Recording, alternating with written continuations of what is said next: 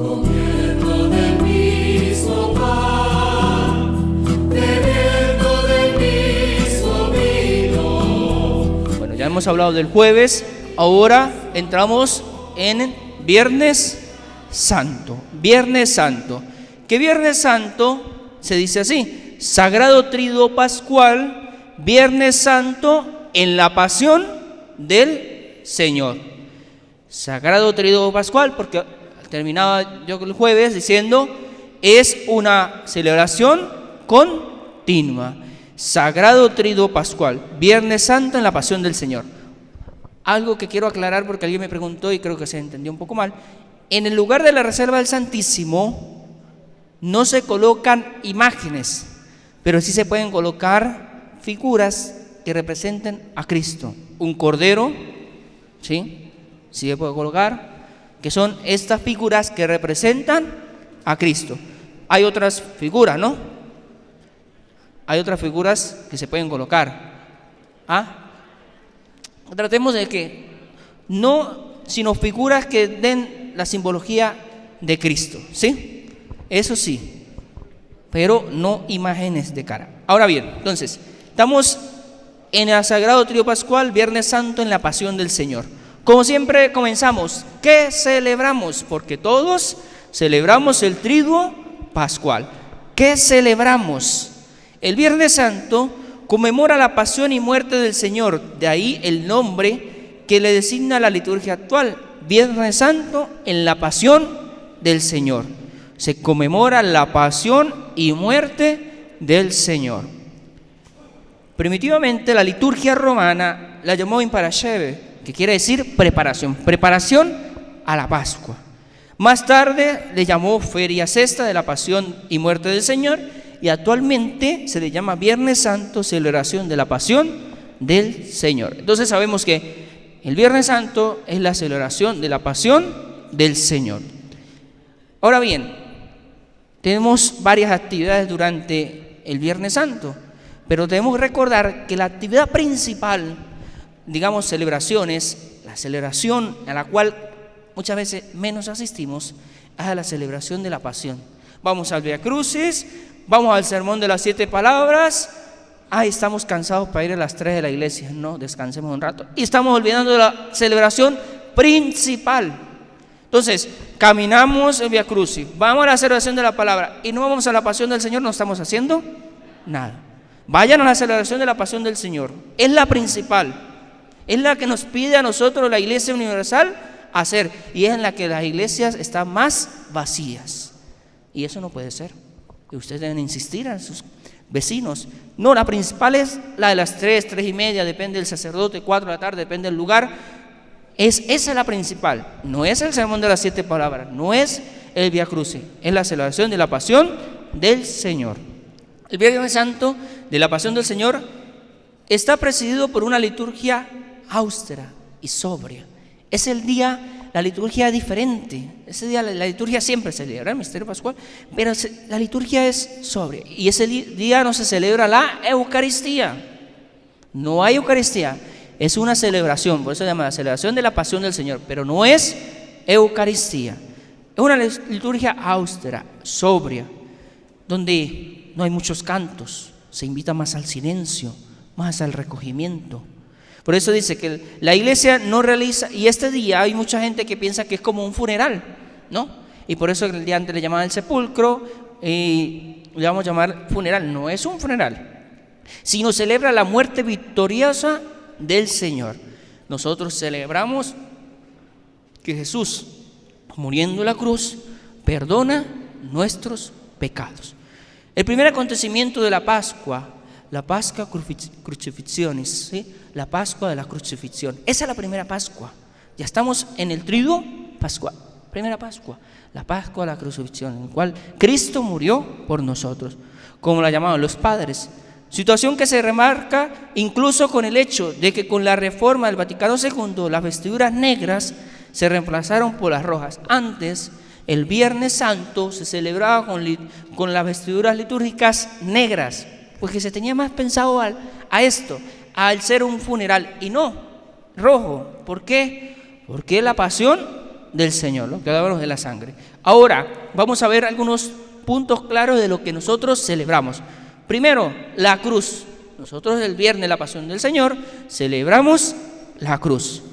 La cruz ocupa el lugar central de la liturgia en este día, y por ello es que la iglesia invita a tapar todas las cruces, todas las imágenes, el altar vacío, porque es la cruz la que está al centro, esa cruz victoriosa que será mostrada al pueblo dentro de la celebración de la pasión del Señor. Es ahí, por eso la cruz, nosotros celebramos la cruz. A nosotros decir que Jesús murió en la cruz o verlo crucificado no nos resulta extraño. Para nosotros desde niños nos enseñan que el crucificado murió por nosotros, pero en ese momento, cuando Jesús murió en la cruz, para los judíos no era una cosa habitual, era una cosa extraña, era una cosa para los malhechores, era la peor muerte. Por eso era el método más macabro y cruel que se podía emplear para acabar con un malhechor. Y el Salvador estaba muriendo con ese método. Entonces, lo que para nosotros es tan habitual, para judíos en ese momento no era nada habitual. Y por eso el mismo San Pablo en su primera carta a los Corintios así lo manifiesta. Nosotros predicamos a Cristo crucificado, que es escándalo para los judíos y locura para los paganos. Porque eso se consideraba, que Cristo había muerto en una cruz. Eso es un escándalo para los judíos y una locura para los paganos. Pero nosotros celebramos eso. ¿Por qué celebramos? Porque celebramos la muerte del Señor, porque la muerte del Señor no queda ahí, nos dará algo, la salvación, la redención. Eso nosotros celebramos. Por eso celebramos la cruz, y por eso el símbolo de todo cristiano debe ser la cruz. Celebramos la victoria. No solo quedamos con el madero en la cruz, no, que eso lleva a una victoria, y lo que yo he dicho, la victoria sobre el pecado. Entonces, ¿qué nos lleva a esta victoria? ¿Quién es el vencedor en esa victoria? Jesucristo. Jesucristo vence. ¿Y a quién vence? ¿Quién es el vencido? El pecado, el diablo, ¿sí? Entonces hay una victoria, y esta victoria nosotros la celebramos. Jesús muriendo en la cruz nos ha librado del pecado. Jesús muriendo de la cruz nos ha librado del pecado. Luego celebramos también, celebramos la cruz, celebramos la victoria, y ahora celebramos la participación del ser humano. ¿Por qué la participación?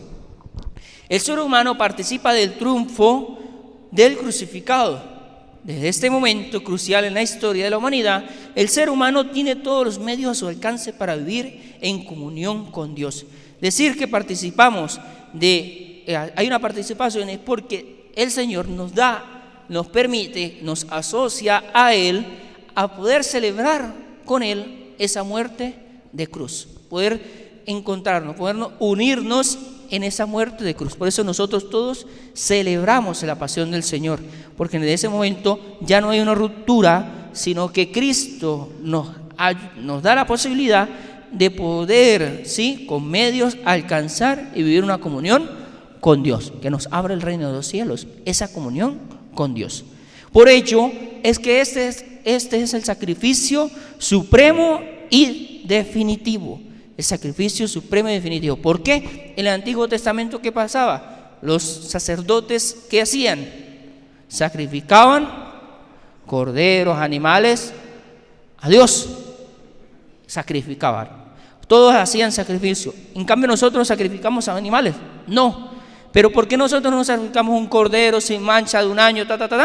¿Por qué? Porque el único sacrificio supremo y definitivo lo ha dado Cristo, y ese sacrificio es el que nosotros nos unimos, y por eso es que celebramos una cruz, por eso es que celebramos una victoria, por eso es que celebramos que la participación de todos los seres humanos, porque Cristo es quien ha dado su vida, ese sacrificio supremo y definitivo para el perdón de nuestros pecados. Jesucristo consiguió de una vez para siempre lo que los sacerdotes judíos intentaban diariamente con los sacrificios de animales.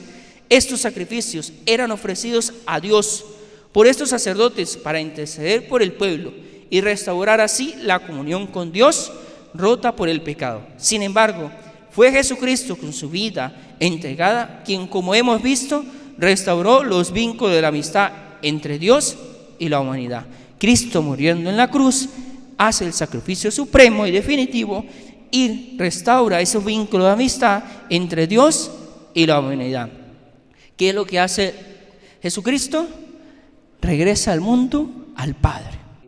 No celebramos ningún sacramento, solo la penitencia y la unción de los enfermos.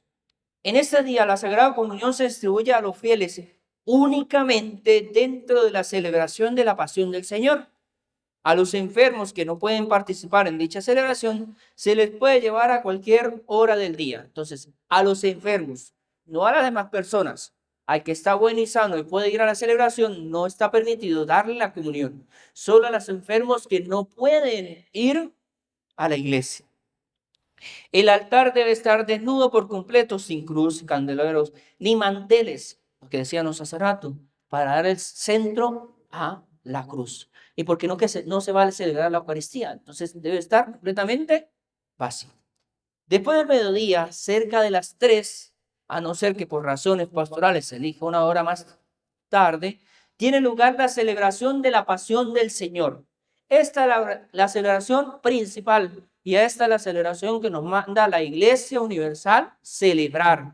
Esa es la liturgia del día, no es ciertamente la devoción popular como el Vía Cruz y el Sermón de las 7 Palabras, ayudan, pero esta es la celebración principal. El viernes de la Pasión del Señor es un día de penitencia y por ello todos sabemos que es obligatorio, tenemos la obligación de la abstinencia y el ayuno. Estas cosas, por eso son observaciones que debemos tener.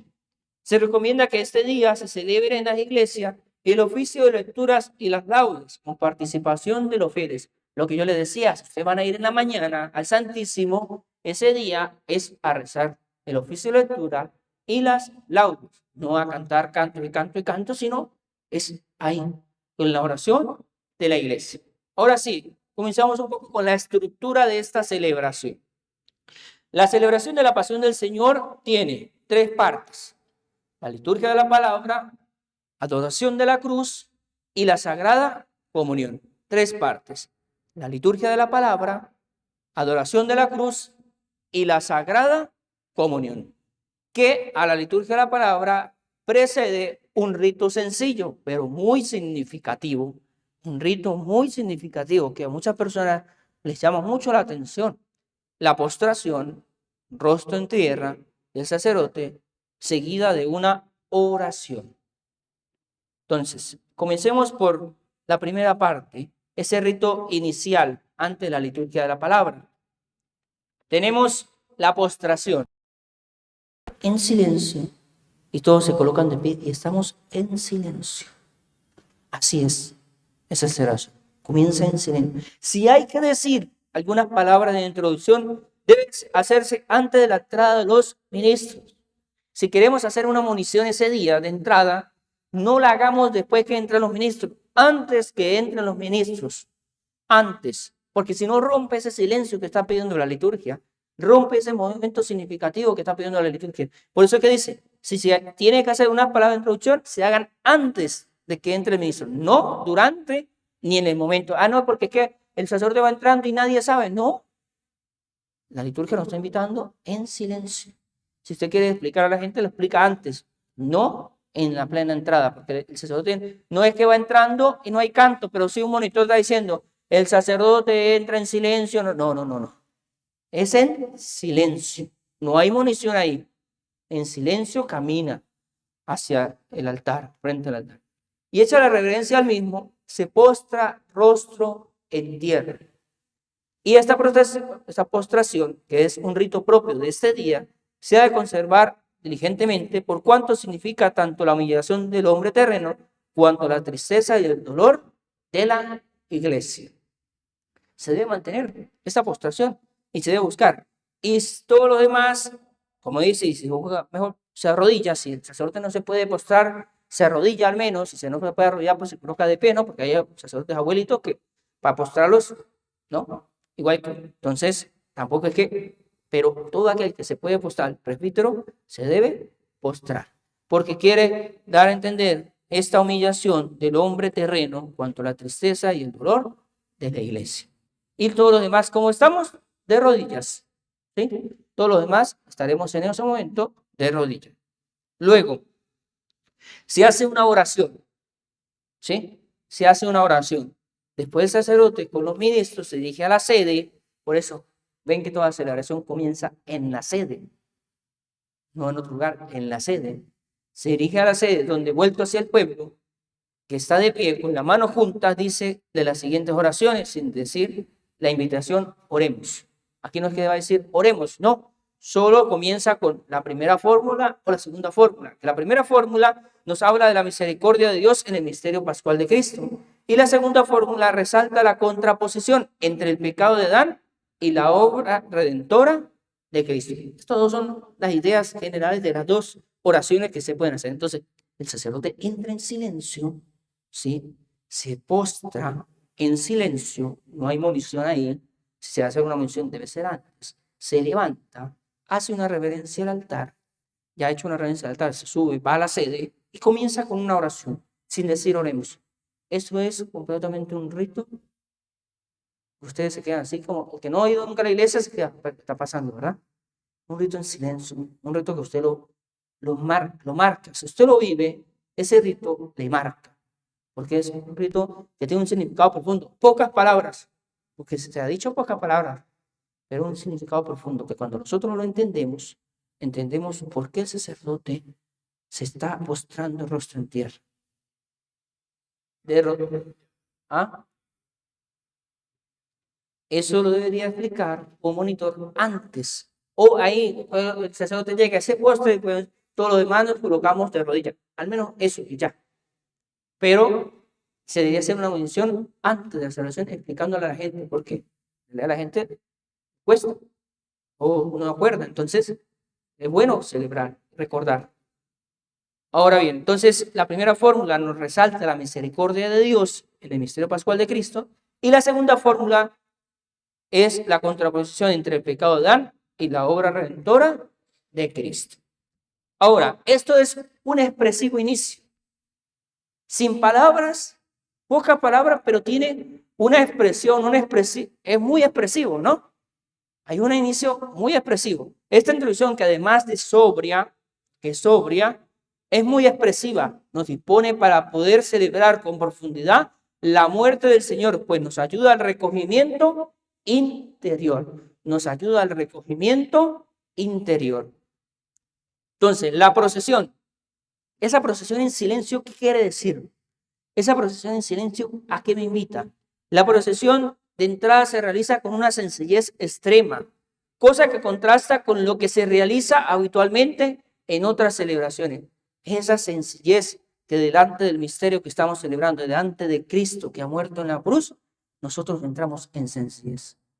¿Sí? Con esa sencillez para pedir misericordia y unirnos al Señor en la muerte en la cruz. Luego, una postración significa tanto la humillación del hombre, ya dije, terreno, como la tristeza y el dolor de la iglesia. Como el hombre, hay un signo que ya lo vamos a ver, del sacerdote. Poco lo hace, pero es un signo muy fuerte.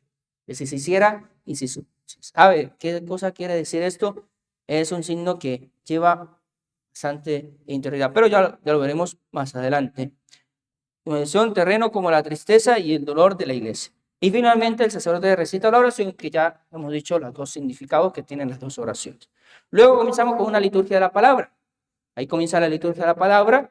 ¿Qué nos dice la liturgia de la palabra? Se abre con el cuarto canto del siervo de Yahvé.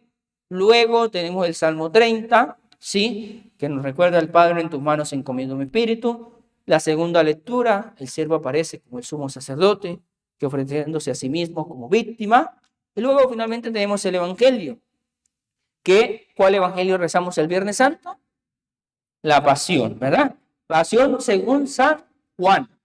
El viernes se hace la Pasión según San Juan. La liturgia ha reservado este pasaje conociendo la intencionalidad y el punto de vista del cuarto Evangelio. Para Juan, la cruz es la suprema revelación del amor de Dios y de la completa libertad de Jesús.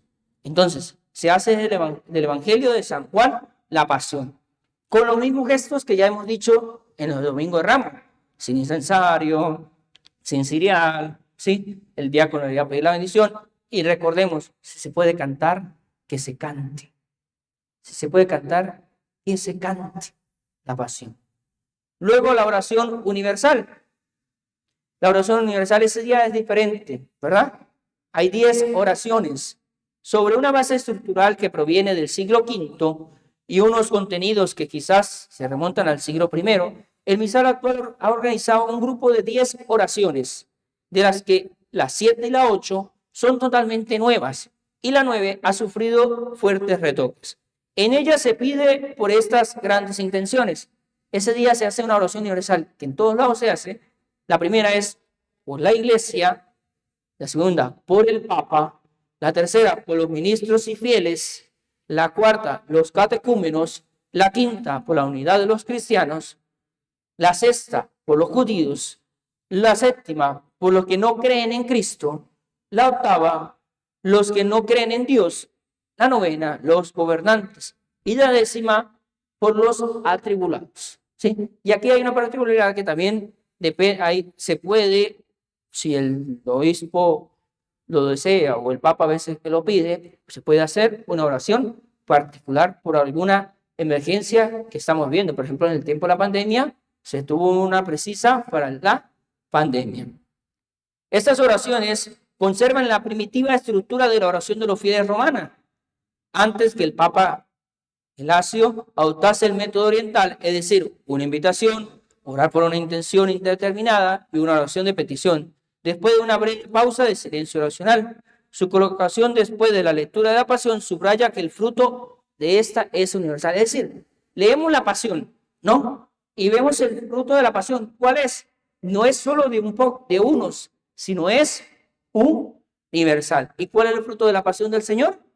La redención, la salvación, el perdón de los pecados. Entonces, ese fruto no es solo de un grupo, sino es de todos. Por eso se hace esta oración universal de forma particular. Ahora, cada oración, ¿cómo se hace? Sigue la siguiente estructura. Viene presentada la intención por el diácono o por un laico. Una oración en silencio en la asamblea, de pie o de rodillas, y la plegaria del sacerdote.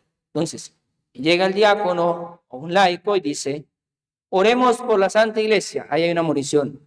Oremos por la Santa Iglesia, Se hace un momento de silencio. Los que se pueden arrodillar se arrodillan. Luego se levanta y el sacerdote termina con la oración.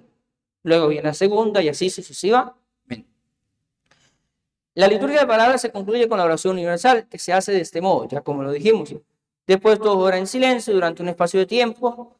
Ahora, antes de la oración del sacerdote, se pueden emplear, según la tradición, las invitaciones del diácono. Pongámonos de rodillas, pueden levantarse, con un espacio de oración en silencio que todos hacen rodillas. En una grave necesidad, lo que yo decía hace rato, en una grave necesidad pública, el obispo diocesano puede permitir o mandar que se añada alguna intención especial. Se puede añadir una intención especial, pero mandada por el obispo, no por el presbítero, no por el párroco, mandada por el obispo, que en toda la iglesia diocesana del Táchira se haga. Porque si usted solo lo hace en la parroquia, está rompiendo esta universalidad. Es particular, no. Es una oración que la puede añadir solo el obispo diocesano o el papa a nivel de toda la iglesia. Luego, entonces, esto es la primera parte, la liturgia de la palabra, ¿no?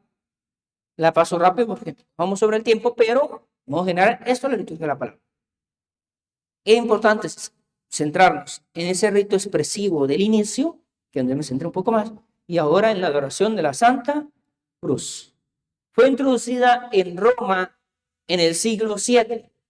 No es una cosa que nosotros estamos haciendo desde hace poco tiempo, ¿no? Desde el siglo VII está esta adoración a la Santa Cruz, incorporándola de la liturgia de Jerusalén. Volvemos a la liturgia de Jerusalén, donde ya existía en tiempos de Eteria. Según el testimonio de esta peregrina, la estructura era muy simple. ¿Cómo se hacía en ese momento según está en la peregrinación de ella? El obispo exponía en la capilla del Gólgota una reliquia de la Vera Cruz, ¿sí? De la reliquia de la cruz. Y cada fiel la besaba después de haberla tocado con la frente y los ojos. ¿Qué es lo que hacemos nosotros con la cruz? A veces la tocamos, hacemos una reflexión, ¿no? Usamos del siglo VII. No es de ahorita, del año pasado, no, del siglo VII. En Roma se conservó esta simplicidad. El Papa llevaba en procesión una reliquia de la Vera Cruz desde San Juan de Letrán hasta la Basílica de la Santa Cruz. Eso no queda tan distante, como decir, de ir de aquí de la catedral a ir a la ermita. ¿Sí? Una distancia, como una distancia doméstica. Entonces, en Roma, entonces el Papa comienza a llevar la verdadera cruz, un trocito, una reliquia, desde San Juan de Letrán hasta la Basílica de la Santa Cruz. Durante el recorrido se cantaban el Salmo 118 y la antífona, he aquí el árbol de la cruz. El rito de desvelar la cruz proviene del siglo XI y XII, porque se acuerdan que ese día se desvela la cruz.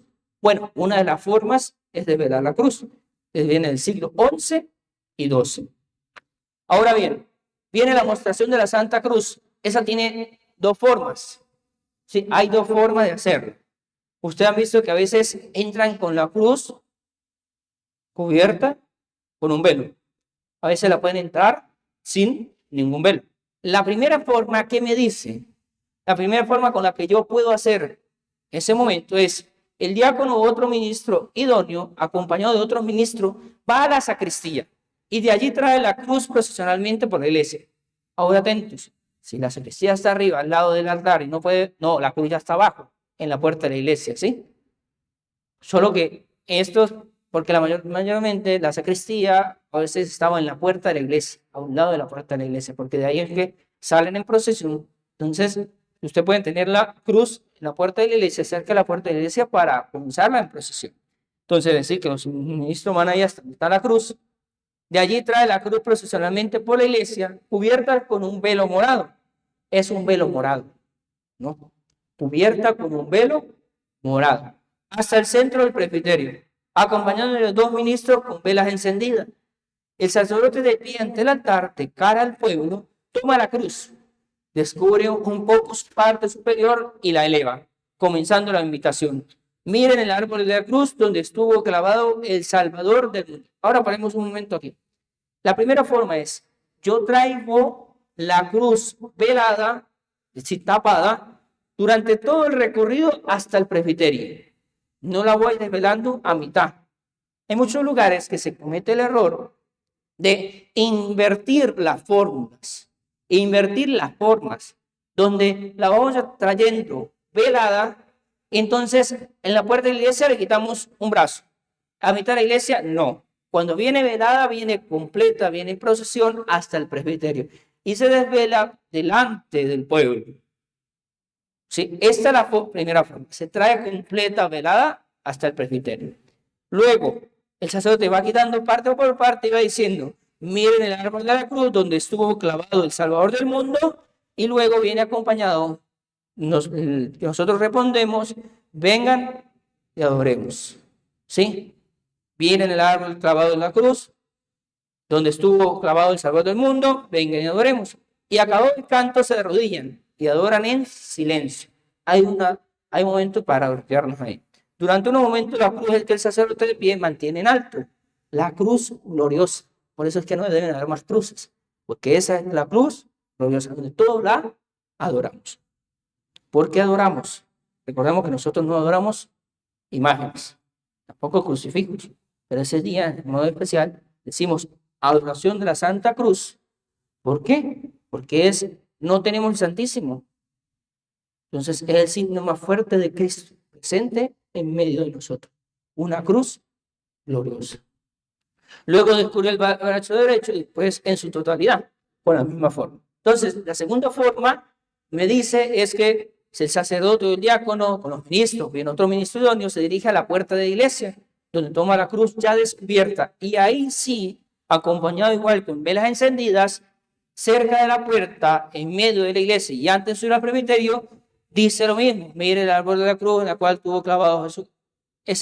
Y se va haciendo al principio, a mitad y al final. Pero cuando se trae descubierta, sí, ahí sí. Y después de cada una de las respuestas se arrodillan y le adoran en silencio durante unos momentos que se dedican. Solo la diferencia de la primera forma a la segunda es que se trae velada, se trae directamente hasta el presbiterio, se trae desvelada, se hace a la entrada de la iglesia, a mitad de la iglesia y al final, al llegar al presbiterio.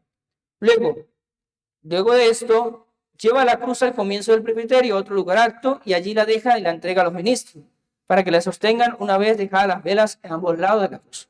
Para la adoración, viene el momento de la adoración de la Santa Cruz. Primero se acerca solo el sacerdote celebrante.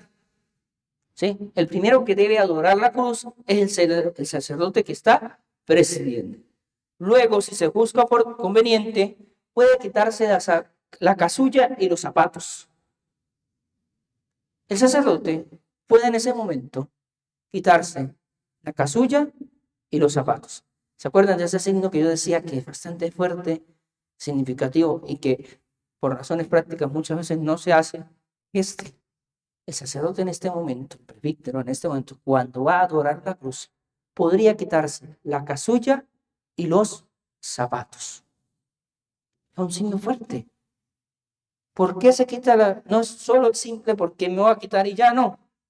Dice, con este gesto simbólico imita a Moisés, que descalzo por orden de Dios en el monte Oreb, pues pisaba terreno sagrado y por tanto pertenecía a Dios. Entonces, el sacerdote en ese momento estaba imitando a Moisés, que tuvo que entrar descalzo por orden de Dios al monte Oreb. Solo el amo podía pisar calzado su terreno. El esclavo debía descalzarse, ¿no? En el tiempo de la esclavitud, el esclavo debía andar sin calzado. De este modo significaba que Moisés era siervo de Dios. Fue en ese mismo monte donde más tarde Dios estableció la alianza con su pueblo. Igualmente ahora, el sacerdote, ¿qué pasa? ¿Qué significa ese gesto de quitarse los zapatos? Y en preside la celebración como cabeza del pueblo, se descalza para pisar el Calvario, el monte donde Dios ha hecho la nueva alianza con la humanidad por medio de su Hijo, porque nosotros también somos sus siervos y estamos subordinados a Él. Entonces, hacer simbología a ese mismo, quitarse la sandalia de Moisés en el monte Oreb para hablar con el Señor, que pisaba terreno sagrado y donde después Dios hará su alianza, en la nueva alianza que es en el Calvario, ¿verdad? Ciertamente el Calvario y en el altar. Esta nueva alianza, también el sacerdote que preside se podría quitar los zapatos, como este signo fuerte. Y así como Moisés no podía pisar el monte Oreb, así él tampoco puede pisar el Calvario. Es un signo fuerte, es un significado bonito. Y a veces poco se ve. Y es verdad. Pero ese es un significado fuerte que a veces falta recordarlos y animarlos. ¿Sí? Animarlos. A veces nosotros a los padres podemos, padre, ¿por qué no se quitan los zapatos? Mire que es un signo bonito, la gente, ¿no? Le explicamos. No decirle, padre, usted, no. Entonces, ¿se puede quitar o no se puede quitar? Eso es opcional, no es por fuerza. Pero hay un significado detrás a quien lo haga, que es un significado fuerte. Y luego igual, y no solo eso, sino que además se acerca a venerar la cruz sin casulla. Esto es sin manto, ya que antiguamente esta prenda era propia de personas libres, los esclavos no tenían mantos. Asimismo, sin descalzo y sin manto, se presenta ante el crucifijo, reconociendo solo el Señor, que es Él, el Señor. Ahora bien, después del sacerdote van los fieles, ¿sí? A continuación del clero, los ministros, laicos y los fieles se acercan procesionalmente y adoran la cruz mediante una genuflexión simple o algún otro signo de veneración, por ejemplo, besándola, según la costumbre de cada lugar. Entonces, después del sacerdote, cada quien se acerca, ¿sí? ¿A qué cosa? Adorar la cruz. Adoran la cruz. Los ministros se acercan personalmente y adoran mediante la cruz. También con otros signos de veneración. Solo la genuflexión, sino un beso, un tocar, depende de las situaciones en el momento. Luego, para la adoración solo se debe exponer una cruz. Dice la rúbrica, solo se debe exponer una cruz. No deben ser varias, por eso se mandan a tapar todas, para que se ponga solo una cruz gloriosa. Sí, ahora, es difícil, yo hablando como en sumario, decíamos aquí, bueno, se debe poner una sola cruz. Si hay una cantidad de gente que usted vaya a tardar 2 horas para pasar, bloqueemos dos cruces, ok, pero el significado fuerte es que solo una cruz sea la que se eleve, sí, se eleve, se exponga una sola cruz. Es mejor que sea una sola cruz, porque da esa cruz victoriosa y gloriosa a la que nosotros adoramos en ese momento y veneramos. Si por el gran número de asistentes se resulta difícil que cada uno de los fieles adore individualmente la Santa Cruz, el sacerdote, después que una parte de los fieles haya hecho la adoración, toma la cruz y de pie ante el altar invita al pueblo con una breve modición a que adore la Santa Cruz. Luego la levanta en alto durante unos momentos y los fieles la adoran en silencio. Esto también podría hacerse. El sacerdote después de un tiempo solo la levante, invita a todos los fieles, todos la veneran desde su puesto y no pasa. Pero es un signo que, bueno, es mejor que pase y hay que buscar la manera. Y también buscar la manera de que nosotros vayamos, participemos de esta celebración. Terminada la oración, el diácono, otro ministro, lleva la cruz a su lugar junto al altar. Las velas encendidas se colocan cerca del altar, sobre el altar o junto a la cruz. Ahora, nosotros no adoramos la cruz como un objeto, lo que yo decía, no adoramos imágenes, sino lo que representa. Ella como murió Cristo por nuestra salvación. Ella como murió Cristo por nuestra salvación. Se ha convertido en el signo de nuestra redención. Entonces la cruz como signo de redención, eso es lo que nosotros adoramos. No la cruz como un objeto, porque esa cruz se puede partir y se acabó, ¿no? Pero nosotros adoramos ese signo de redención. Al adorar a la cruz, estamos proclamando la victoria de Jesucristo, el triunfo de su amor. Por eso, en la celebración, se nos muestra la cruz triunfante y gloriosa. Nosotros estamos adorando esa victoria de Jesucristo sobre la muerte, sobre el pecado. Es hecho. Y luego, entonces, entramos a la tercera parte, que es la Sagrada Comunión, que sobre el altar se pone el mantel y sobre el mismo se coloca el corporal y el misal. Terminado este momento viene la Sagrada Comunión. Se coloca el mantel. ¿Por qué? Porque se va a traer el cuerpo de Cristo. Entonces se coloca el mantel. Este se traslada al Santísimo de una manera no solemne, se trae por el lugar más rápido en el cual se llegue, más corto, mientras todos permanecen de pie y en silencio. 2 ministros con vela encendido acompañan el Santísimo Sacramento y lo dejan sobre el altar. Acabada la distribución de la comunión, el diácono u otro ministro idóneo lleva la pizza o el copón a un lugar especialmente preparado fuera de la iglesia, o bien, si lo exigen, la circunstancia lo reserva en el sagrario. Luego se da la comunión, luego ese día no hay Cordero de Dios, atentos. ¿Por qué no hay Cordero de Dios? Porque no hay fracción del pan. El Cordero de Dios se hace para acompañar la fracción, el pan. Entonces, las personas que cantan, cuando el sacerdote no ha terminado la fracción del pan, no puede terminar el canto del Cordero de Dios. Por eso es que el Cordero de Dios se puede repetir, pero el mismo Cordero de Dios que quita el pecado del mundo, porque el Cordero de Dios que quita el pecado del mundo, Cordero de Dios que quita el pecado del mundo, danos la paz. Pero se puede repetir porque el Cordero de Dios es para acompañar la fracción del pan. Después el sacerdote dice, oremos y guardando, si lo cree oportuno, un espacio sagrado de silencio, dice la oración después de la comunión, y todos echan la genuflexión a la cruz, salen en silencio. Después de la celebración se desnuda el altar, pero dejando sobre la cruz con 2 o 4 candeleros. ¿Por qué? Hay gestos aquí importantes. Primero, cuando se termina la celebración, se hace la genuflexión a la cruz. Y después, en el altar, desnudo, es decir, sin mantel, se deja la cruz con 4 o 2 candeleros. Se está dejando la cruz ahí. ¿Qué quiere decir esto? Porque yo hago la genuflexión a la cruz. Porque es un gesto que los cristianos hacemos ante el Santísimo, ¿verdad? Nosotros hacemos la genuflexión delante del Santísimo Sacramento, ante Cristo presente en el pan y el vino consagrado. Sin embargo, desde la celebración del Viernes Santo hasta la vigilia pascual, se hace la genuflexión ante la cruz.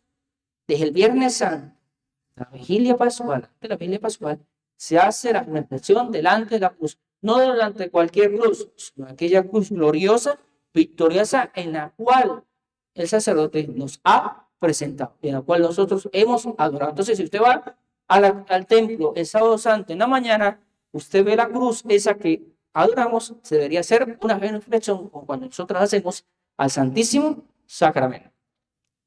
Ya que al no haber pan consagrado en el sagrario durante ese tiempo, la cruz es el principal signo y referencia que tenemos de Cristo. Entonces decía, es bueno que tengamos una sola cruz. Por ello, que esa cruz, si no pasamos en la iglesia haciendo bastantes cruces, ¿no? Bastantes genuflexiones, no. Una sola cruz, porque esa es la que nos da el signo de redención. Nuestra reverencia y oración se dirige a Cristo crucificado. Entonces, y también en el Viernes Santo tenemos el Vía Crucis, el Sermón de las 7 Palabras, la procesión con el Santo Sepulcro, pero recordemos que todas estas devociones populares, la principal va a ser la celebración de la pasión del Señor. Todo esto nos ayuda y nos enriquece, sí, pero la principal y la cual nosotros debemos asistir y debemos prepararnos es a esa preparación de la pasión del Señor. Entonces, un poco esto es lo que podemos ver del Viernes Santo, de la pasión del Señor. Entonces, recordemos que estamos celebrando no un funeral, no estamos celebrando un funeral, sino estamos celebrando la victoria de Cristo sobre la muerte, una posibilidad de nosotros unirnos a esa celebración con Cristo. Cristo muere en la cruz, da de nuevo al Padre sus hijos, ¿sí? Y nosotros nos unimos en este sacrificio. Entonces, esto podemos ser en modo general, Sagrado Tríodo Pascual, Viernes Santo, en la pasión del Señor. Ahora vamos a escuchar un canto de los de Viernes Santo. Bebiendo del mismo vino. Seguimos compartiendo y en esta parte de lo que corresponde al Viernes Santo, tenemos que tener obviamente como estamos en un ambiente litúrgico, tenemos que seguir fomentando y procurando mantener el mismo criterio litúrgico. Un canto que casi nunca se hace en las ceremonias, pero debería hacerse, por ejemplo, es el canto de los improperios el día del Viernes Santo. Muchos de nosotros o en nuestras parroquias nos dedicamos a ¿qué? A cantar saliendo del pretorio, ¿verdad? Muy bonito, tiene un contenido conforme a lo que se está celebrando, viviendo. Pequé, pequé, Dios mío, misericordia. Pero el contenido de los improperios, que de hecho es uno de los dos cantos litúrgicos que aparecen en el misal, que incluso tienen contenido hasta en griego. ¿Cuáles son esos dos cantos? El Ten piedad, Kyrie eleison, y el canto de los improperios, que también tienen algunas frases en griego. El canto de los improperios muestra no la experiencia del hombre o de la persona humana con respecto a Dios, sino todo lo contrario. El dolor de Dios al haber salvado al hombre. Entonces, la mayoría de todos los cantos siempre es en una línea de nosotros hacia Dios, lo que nosotros podemos decir de Dios, lo que nosotros sentimos de Dios. Este canto es lo que Dios nos quiere decir a nosotros. Y empieza así. Dice, pueblo mío, ¿qué te he hecho? ¿En qué te he ofendido? Respóndeme. Algunos de nosotros ya hemos escuchado esta frase. Pueblo mío, ¿qué te he hecho? ¿En qué te he ofendido? Respóndeme. Son las palabras ¿de quién? De Dios. ¿Hacia quiénes? Hacia nosotros, su pueblo, ¿verdad?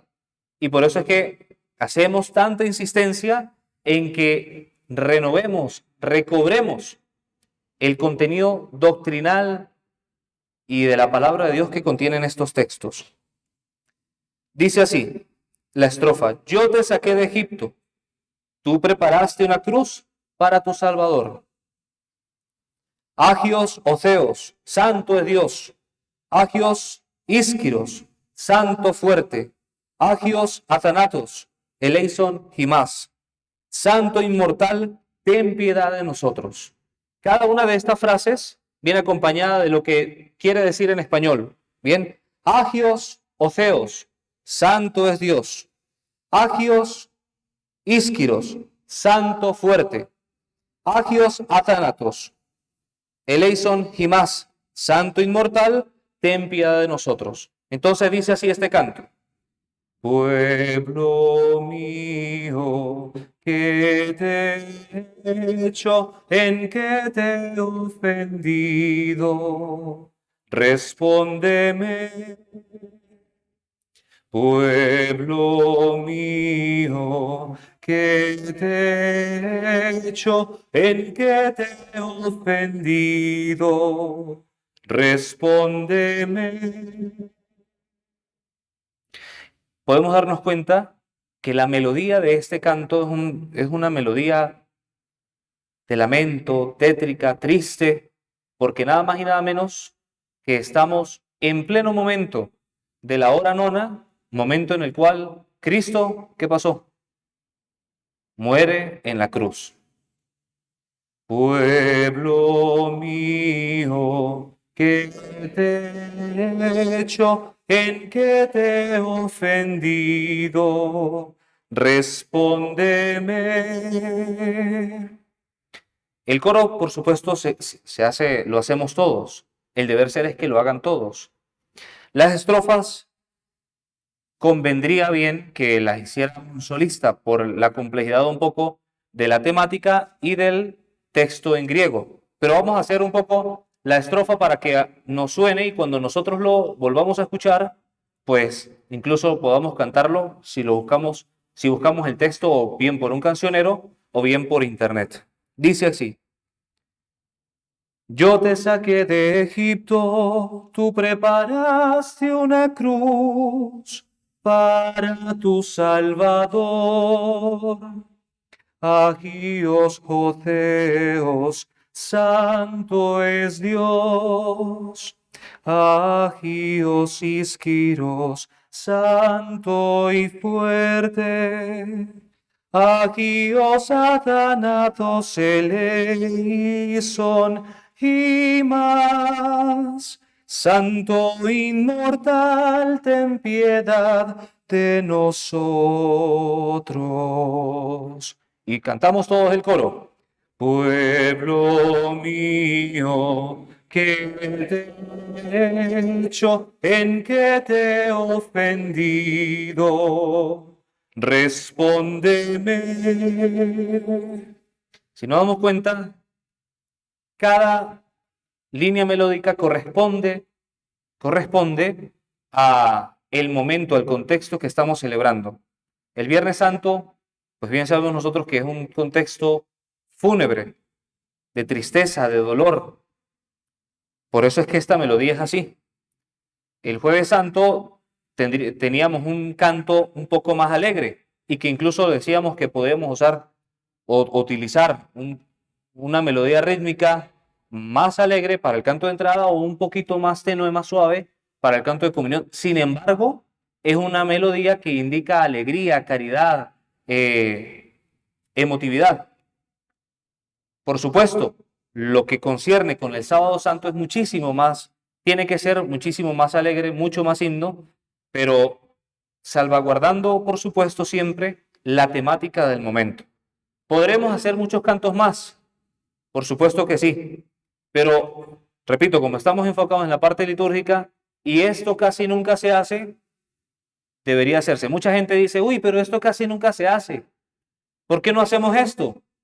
Pues bueno, bendito Dios que estamos haciendo esta actividad de este taller de liturgia y que muchas parroquias hacen estos talleres de liturgia, pero todo el mundo no sabe todos estos contenidos. Entonces, bendito Dios que nos ha dado la oportunidad de tener este encuentro y de profundizar en el tema litúrgico sobre la Semana Mayor en la cual celebramos y nos adentramos al misterio de la pasión, muerte y resurrección de nuestro Señor Jesucristo. de mí.